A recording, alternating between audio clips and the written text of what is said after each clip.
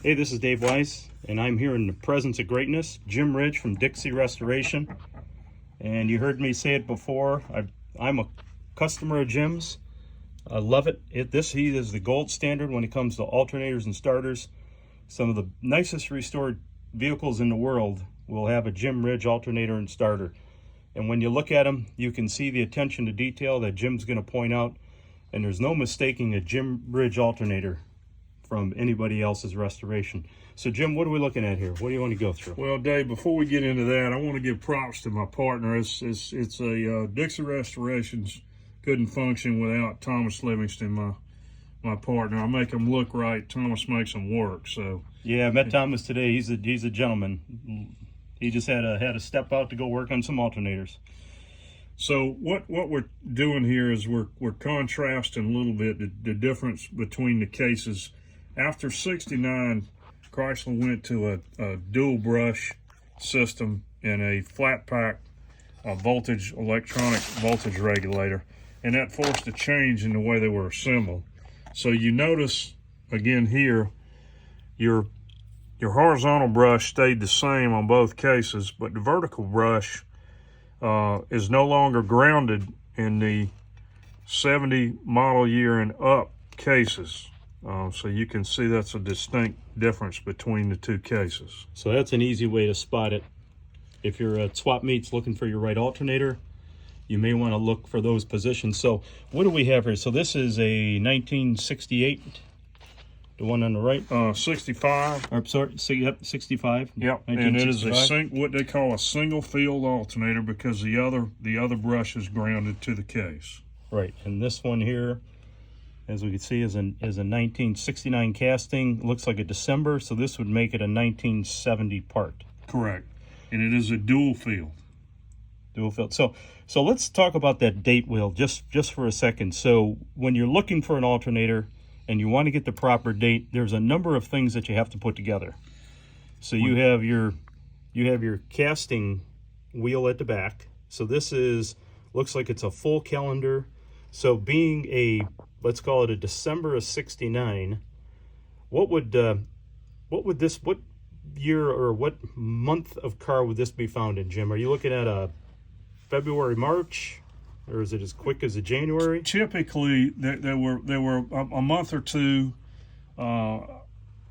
Assembly date will post date the casting date, but we have seen them as much as 6 months difference. So the other part number that we want to look for is going to be on the actual bottom. Correct. This is a flat cast surface, and all your critical information is here. Your quality control information here. The part number, which is, again, always, if you're dealing with Chrysler, 7-digit.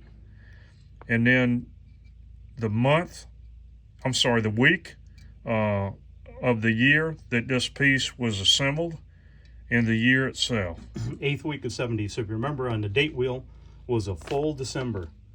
So that was filled right up. There might be one dot missing. Maybe that was the 2nd week of December.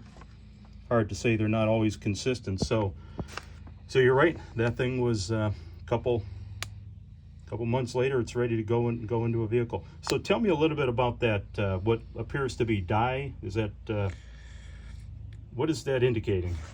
The inspector, actually the production worker rather, would prep this piece for assembly by putting a color marker on there so that the assembler would know how to match this with the proper internal parts. Now, some are red and some are orange. I don't know the difference between those. I haven't really ever heard an explanation on why you see red intermixed. Orange is by far the predominant color here, but again, we have seen some cases that had the red splotch. And it's typically across this area, Dave, up through late 71, and then they started to put it across the pivot. So if you don't see it at the flat machine space here, again, look up here and you'll see traces or remnants of it. And again, they did that later in later production alternators, 71 on to the end of the 72 model year. So I see on the right behind you on that stem, there is a paint also, an Yes. identification.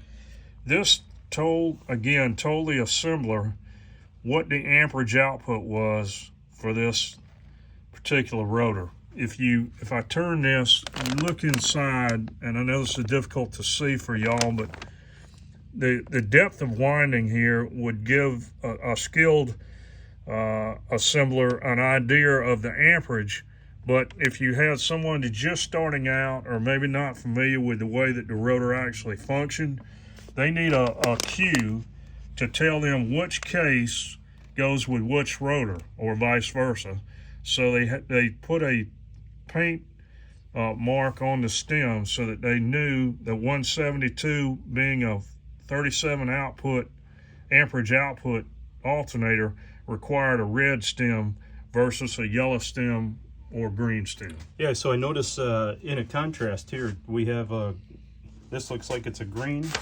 Yeah, this is an air conditioned application.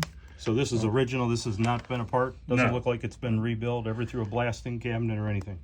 As we received it. Even has the original mounting strap. Which is always gone. Yeah. So again, we've got a green mark here, which would indicate an earlier 70 model year, and rather, again, it is for an air-conditioned application, so this told the assembler that they needed to pair this up with a green-stemmed rotor, which would produce a 47 amp output. So going back to the rotor here, Jim, this is something that you guys have completely refurbished. Tell us a little bit about that. Well, when they come in, obviously you might be able to show this, Dave. That's pretty rough looking, obviously. The finish is degraded after all those years on the road. So these are disassembled, completely stripped to bare metal. And then we have a proprietary lacquer coating. So you're not spray painting this? No, this is a these days a very expensive coating, and we had help with our from our good friend Rob Brombacher, who developed a fixture that we can put this bare rotor in, fill it up to the appropriate depth, and then turn it slowly, and it'll coat. About 30 minutes, we'll get the coating thickness and color that we desire, and then it air dries. So is that coated all the way throughout the back, the side, the bottom? Yes. I'll turn it over here, and you can see, again, you control the depth in the fixture so that you're not coating the electrical surface, just the metal part. Oh, that's very neat. And I know, Jim, from the alternators that I've received from you over 20 years, you guys have really perfected your process, and you're absolutely at the top of your game. And you know, I'm honored that you would have me out into your intersanctum on how you assemble them and test them. And you know, you and Thomas were very gracious to walk me through this entire process. And if you guys want the best alternators in the world, it's Jim Ridge, Dixie Restoration. You guys should be able to find him. If you can't find him, you can find me on this channel. Just send me some information on what you're looking for, and I'll get you in touch with Jim and Thomas. And thank you very much for watching.